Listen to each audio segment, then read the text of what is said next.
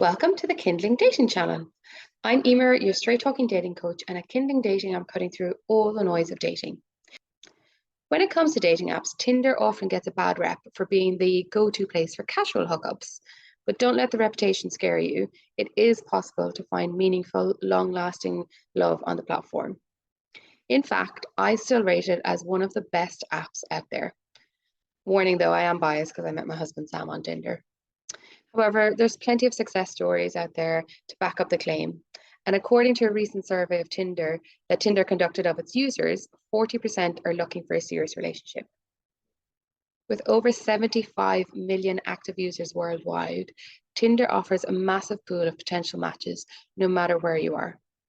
This is actually one of the reasons that I switched to Tinder. After spending a year on the now defunct Happen app, thinking it was a bit classier than Tinder, it came to New Year and I still hadn't met somebody. And I just thought, you know what, go where the people are. And that is Tinder. So it is also important to know that there is a gender imbalance. So some reports are suggesting that it's 75% male. So depending on what you're looking for, that's a pro or a con. But yeah, there's a few reasons why I like Tinder. And one of the great things about it is how easy it is to set up a profile. All you need to do is a couple of photographs and a few lines of text, and you're good to go. This simplicity is a big draw for anyone who might be feeling intimidated by online dating, or if you just don't want to put too much effort in, or you don't know where to start, Tinder is a good place. Another thing that I like about Tinder is how transactional it is. It kind of keeps you from getting too emotionally involved in the profile of somebody that you may never meet. And I know it sounds horrible to say it's transactional, but one of the challenges with online dating is that we can spend ages looking through somebody's profile, making a decision if it's going to be a yes or no. And when we do this, we're already making up an imaginary picture of what it would be like to be with this person. I find Hinge is actually like definitely the case where you go through their entire profile before you decide if you match or not. Whereas Tinder's swipe function keeps you focusing on the pictures.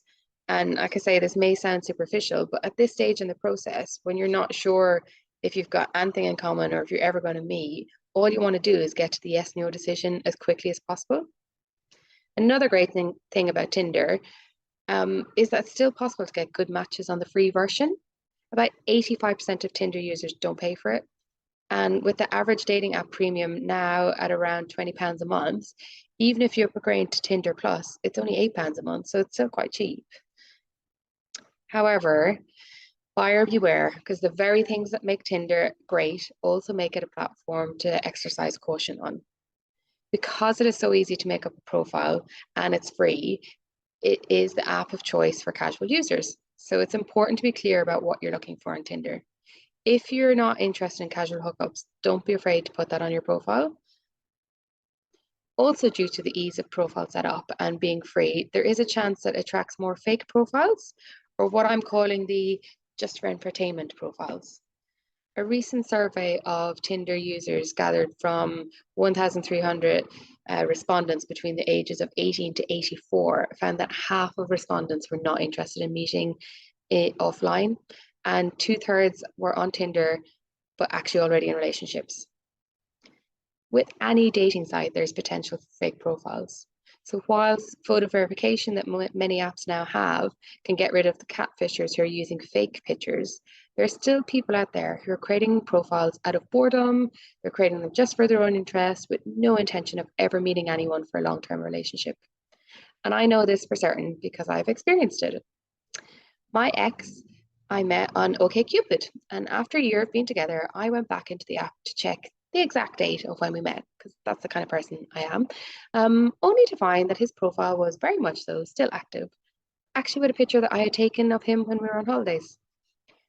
So when I asked him to log in and let me see the messages that he had been sending so I could have proof to back up the story that he was telling me that he hadn't cheated on me, I found he actually had 3 different logins to OkCupid.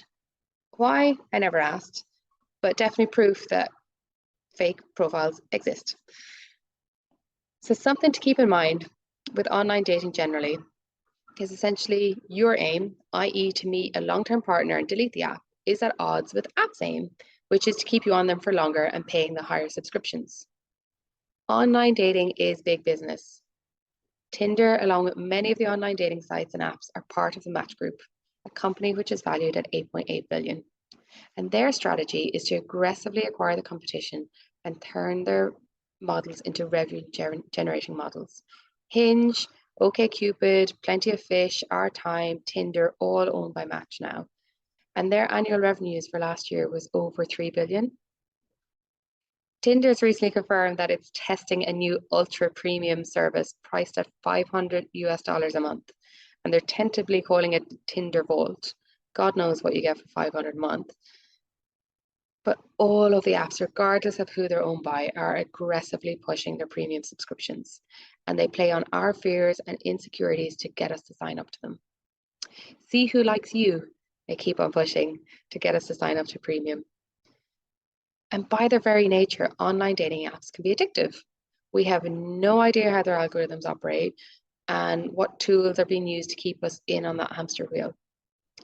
So how do we navigate these shark-infested waters? Well, it all comes back to mindset. Keep your focus on the outcome, finding somebody to have a relationship with, rather than focusing on the negatives of online dating experiences.